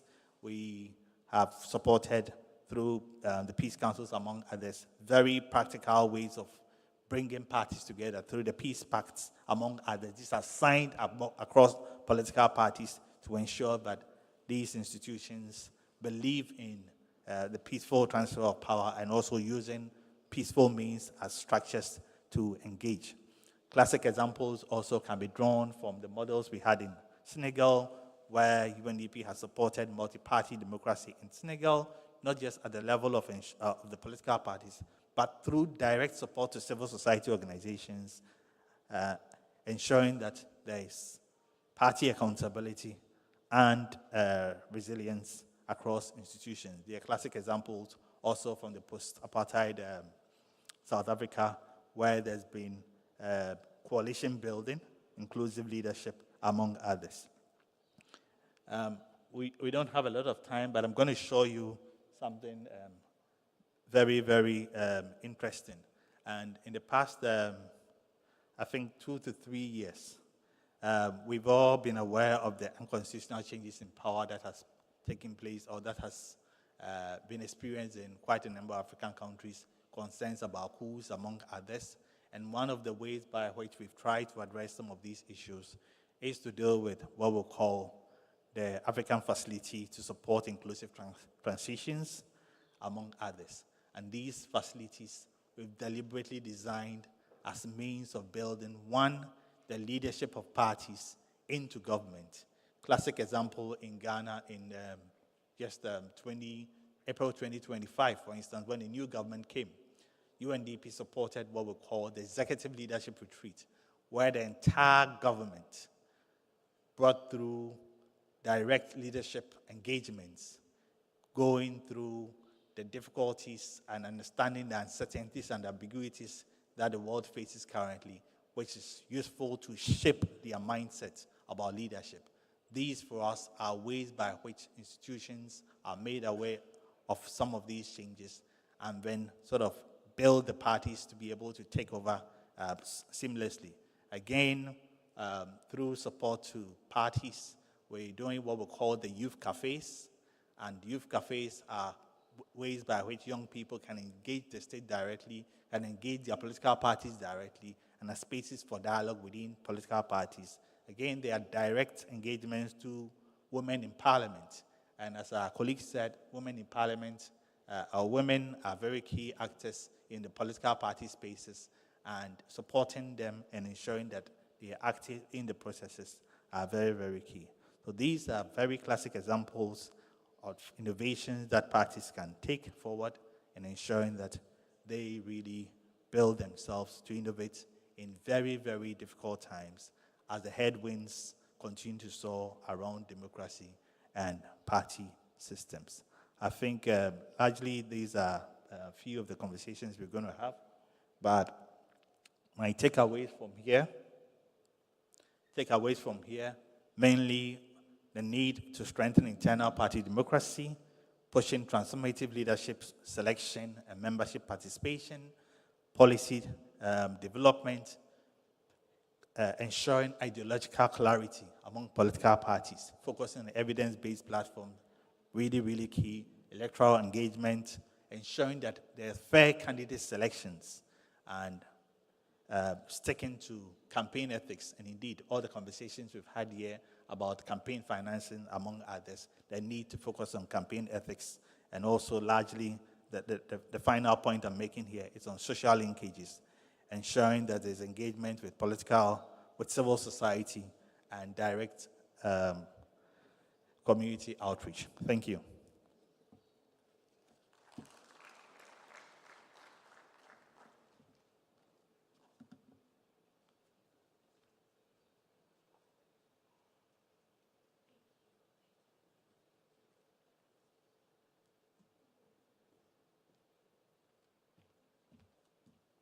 Thank you very much, dear colleague from the UNDP. May we kindly have the representative of the Cross-Party Cooperation National Peace Council and IPAC, Cross-Party Cooperation Mechanisms and Peace-Building Platforms, to give us your example, and this is Ghana's example, National Peace Council and IPAC. Thank you very much. The floor is yours, sir. Please warmly welcome him. Thank you.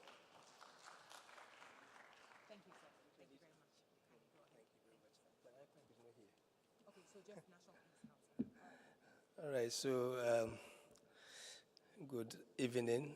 I think it's evening, Excellencies.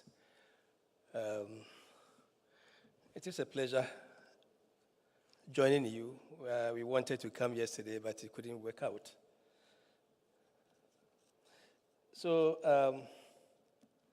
we are here to share the Ghana model, how the National Peace Council has been able to facilitate spaces for dialogue and political engagement. I think I submitted some, I don't know whether you are showing, but as a background, the National Peace Council was established out of a difficult challenge that Ghana had to undergo. In the year 2002, there was an unfortunate event in the northern part of Ghana, where we call the northern region of Ghana, where two families had some violent conflicts, and unfortunately 40 persons were lost, including the overlord.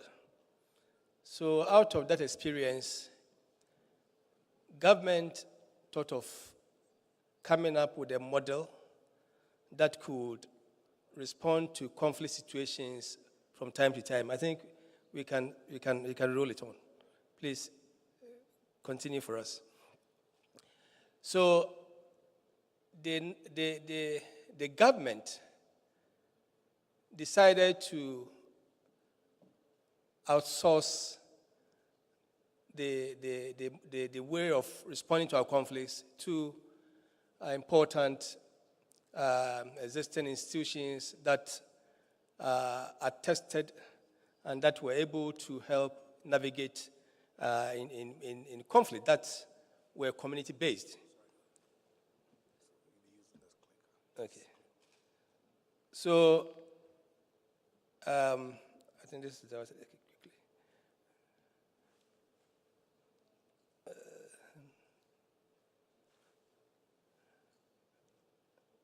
You didn't show me well.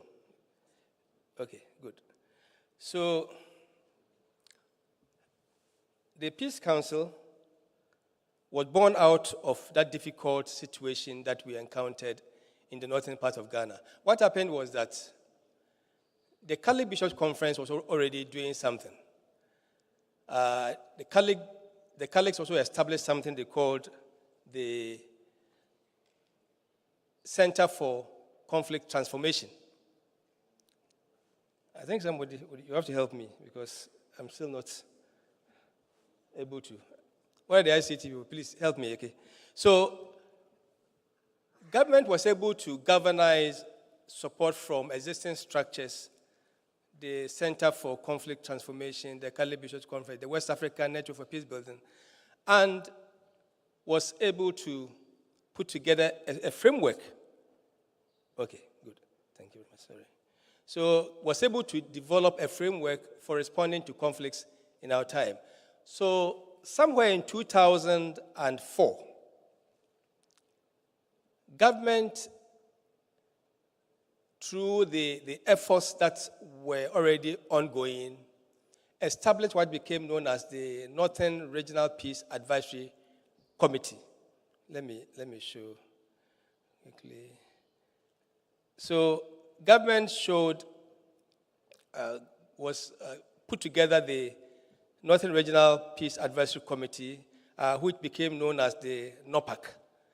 So the NOPAC was able to do quite well in the 2004 general elections. The 2004 general elections didn't see the Northern region, which was somehow known for violent conflicts. I mean, we passed through that election with very little challenge. So then the idea started mounting up. Why don't we escalate this mechanism to other places where conflicts are pronounced? So the mechanism was moved to the Upper East region and the Upper West regions of Ghana, and gradually went to the defunct Brong Ahafo region. Now we don't have the Brong Ahafo, it's been divided into 3. So that process was gaining the support of so many people.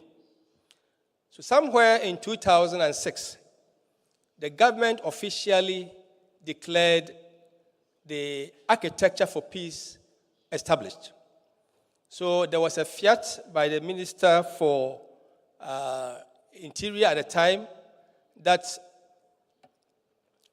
came up with a framework for conflict response in our country. So by 2008, the momentum to have a legal backing for the mechanism that had been established was gaining momentum. So somewhere in 2010, at that time, government had changed. So the process, probably let me also say, was started by the new Patriotic Party. I think that's the name, NPP. Yes, then the NDC won the 2008 elections and continued the process. So in 2010, the slides are there, so we can. 2010, the mobilization for a mechanism, a national response, had been formalized, and a bill was accordingly introduced at Parliament for the passage of the National Peace Council Act. Indeed, The one that was established by ministerial fiat had all the 11 members of the National Peace Council appointed by the President of the Republic. When the act was passed, and the act was passed in 2011, exactly 16th May 2011, the president, who is late now, President Evans Atta Mills, assented to the act and it became law. And that law, what it did was that it somehow improved the existing structure by increasing the number of board members from 11 to 13. And this time around, the appointment wasn't by the president. The president has only 2 appointments out of the 13 members. So if you look at the current existing act, 4 are from the Christian religious stock, 3 from the Islamic stock, 1 from the African traditional religious believers stock. I think that's what I'm trying to show. Then, to acknowledge the important role that the House of Chiefs play, they were given 1 representation. And also, we have the African traditional religious believers in our country. So they were also given 1 representation. Civil society, or what the law terms as identifiable groups, were also given 1. They were given 2, sorry. So we have 2 from identifiable groups, 1 from African traditional religious group, 2 from the Christian stock, 3 from the Islamic stock, then 2 from the President of the Republic, making a total of 13. So the law reformed sort of what we call the old Peace Council. And that old Peace Council was headed by Cardinal Peter Turkson, who is in Rome now, serving the Catholic Church. So, what is the mandate of the Peace Council? The mandate of the Peace Council, as stated in Section 2 of Act 818, is to do 2 things in 3 different ways. So the Act says that the Peace Council is established to facilitate and develop mechanisms. So mechanisms to do what? Mechanisms to prevent, to manage, and to resolve conflicts. So these are the 3 key areas the Peace Council was established to undertake. So in doing this, the Peace Council worked through several methods. And the Act says that the Council is expected to harmonize, for example, a network. We don't have much time, so I will try, and I think I developed too much. So we are expected to harmonize and coordinate all peace actors in our country. We are expected to create awareness about nonviolence uses in conflict prevention, management, and resolution. We are expected to use some methods. What are the methods? The law says that we are supposed to use indigenous methods. So, for example, any community in our country has their own ways of resolving their differences. So the law permits the Peace Council to tap into those existing structures. It also says that the Peace Council, the Peace Council is supposed to build capacity to prevent, manage, and resolve conflicts. So these are the main ways that the Peace Council operates. I'll focus more on this slide. Then we'll try and do some few additions at the end. 1, per the mandate given to the Peace Council, what we do is to organize preventive visits particularly in election years. So last year, for example, in 2024, the Peace Council had conversations with the Electoral Commission on several matters: the voter registration, the processes for voting, so many issues. The electronic method for verification, etc. So the council had about, if I can count, I can remember, not less than 5 different engagements with the Electoral Commission ahead of the 2024 general elections. We did the same with the Ghana Armed Forces, with the Ghana Police Service. So that is one key mechanism that we use to prevent conflicts, electoral conflicts specifically. The next that we always do is that we've tried to establish what we have termed the political party trust building platform. I've seen my brother Remy here and other political party actors here. So what we do is that quarterly we try to bring them together. We discuss issues pertaining to elections and politics in general, and try to find recommendations for their redress. We also do a lot of stakeholder dialogues ahead of elections. And ahead of the 2020 election, 2024 elections, we held quite a number of dialogues in several places of the country. In 2020 elections, ahead of 2020 elections, what we did was we clustered the constituencies into 3. So all the 275 constituencies in this country were reached because we clustered them. So in Accra, for example, we bring Ablekuma North, Ablekuma Central, and probably Ayawaso West. Then we cluster them, and we organize stakeholder dialogue for them. What we try to do is that we bring them together for them to engage. What we do, per our law, is to facilitate the mechanism for conflict prevention. So we do that quite well. And at each election year, we try and do that. We establish what we call the Code of Conduct Monitoring Team. And that we did ahead of the 2020 elections and also 2024 elections.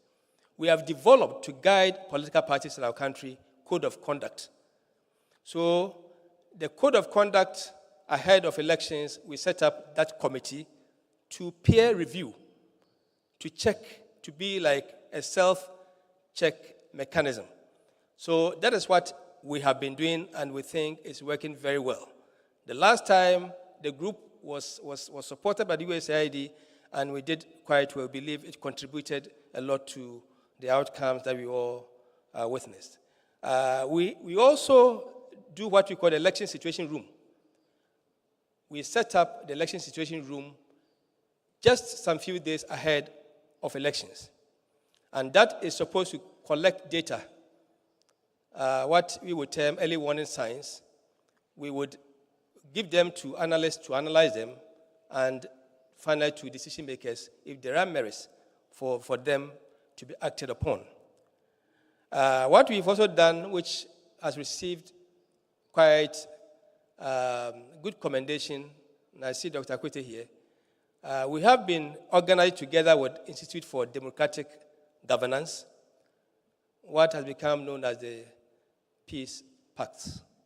So ahead of elections, we bring together the presidential candidates to sign on to Peace Pact.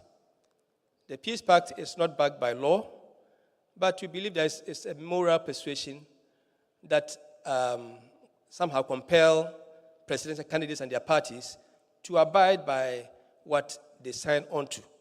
Last year was unique because in addition to the presidential candidates, we did what we call the constituency peace pacts. That brought all the parliamentary candidates in hotspots constituencies we identified to sign on to peace pact. We did that for 31 constituencies in our country. And we believe strongly that also really, really helped. So this we've been doing. After elections, we have, in addition to peace packs, in addition to the monitoring committee that we set up, we've also set up what we call the post-election evaluation conference. So after the 2020 election, for example, we met all the political interest holders in our country in a place we call Ada, where we brainstormed as to what went well, what didn't go well, what could have been done better. And the recommendations were forwarded to institutions that were asked to do something about the issues. And we believe that that also contributed a lot to the peace we all enjoyed in the last elections. This year we did it not too long ago in Koforidua, the eastern region of our country. And that has also produced quite exhaustive recommendation to be tackled by institutions and stakeholders in our country. So we believe that these are very important structures that the Peace Council has put in place to strengthen electoral governance in our country. Indeed, as part of our mandate to develop mechanisms to prevent, manage, and resolve conflicts, we developed eradication of political vigilantism in our country. If you go on our website, you are going to find it there. And this is supposed to give a framework for dealing with political vigilantes. And when we talk of political vigilantes in our country, we are talking about, hired violent actors, who are sometimes hired to do a political bidding of somebody. So we have done that. We believe that it is helping the political parties to navigate. We have developed mapping conflicts in Ghana. So when you have this, you are able to see the spatial, spread of conflicts in our country. We have developed guidelines on hate speech and intemperate language, also to guide communication about political and electoral matters. We have developed mediation manual, and the mediation manual is helping equip our political actors, chiefs, queen madaks, and all those who have some interest in conflict prevention, management, and resolution to use the tool to help their communities and their constituencies in addressing conflictual issues. So these are some of the things that the Peace Council have been doing. I don't know whether Anita, my time is up. So we have also been working closely with the political parties in terms of building capacity. Ahead of the 2020 and 2024 elections, for example, we met the parties, and normally, after meeting them individually, we also bring them together. So in training, they are together. And when they are together, they will always talk to each other. So NDC, MPP, PPP, CPP, they talk, and we provide a platform for them to do so. Let me conclude by saying that all the things we do by consensus. That is our first method for addressing conflictual issues in all the platforms we've set up. So we try to offer the opportunity for us to use consensus in addressing our issues. Indeed, that is the essence of the IPAC, the Inter-Party Advisory Committee, which was set up just after the 1992 general elections. The essence was to build consensus around issues that are difficult, that are in conflict. And IPAC is doing quite well. However, ahead of the last elections, we had some issues with IPAC. And we believe that it is time IPAC is reformed in such a way that it can respond to the current times we are in. Excellencies, I think that if you allow me, I will speak. Teachers, we speak a lot.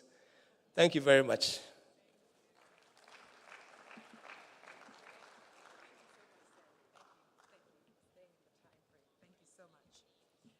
Thank you very much. And now, ladies and gentlemen, our last contribution, which is through the NDC Manifesto Development Process, sheds light on developing inclusive party manifestos for national development planning. Do we have a representative here to give us this powerful contribution at the last? Do we have the representative? Ghana's example, developing inclusive party manifestos for national development planning, NDC Manifesto Development Process. Do we have a representative here?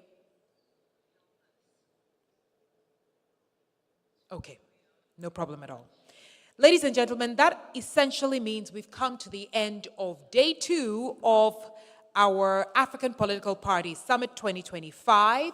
By way of announcement, after we leave here, there are buses going to be assigned to us to move to where we call Sai Beach. The Africa Governance Center will be hosting a networking dinner. So, ladies and gentlemen, it is now time for us to move to the official networking dinner hosted by the Africa Governance Center, offering us an opportunity to continue to deliberate, network, collaborate, and of course, look at ways to work together. Thank you very much for being a great audience, and have a good night. God bless us all. Political leadership. While democracy has expanded across the continent over the past 3 decades, governance has not necessarily been strengthened. Across Africa, the winds of change are rising. Our people are demanding more integrity, more inclusion, more leadership. In recent years, the continent has faced deep political unrest. Among them are military takeovers, broken promises, lost trust. But in every crisis lies an opportunity. Will be built by new systems. It will be shaped by voices that dare to challenge, to reform, to lead.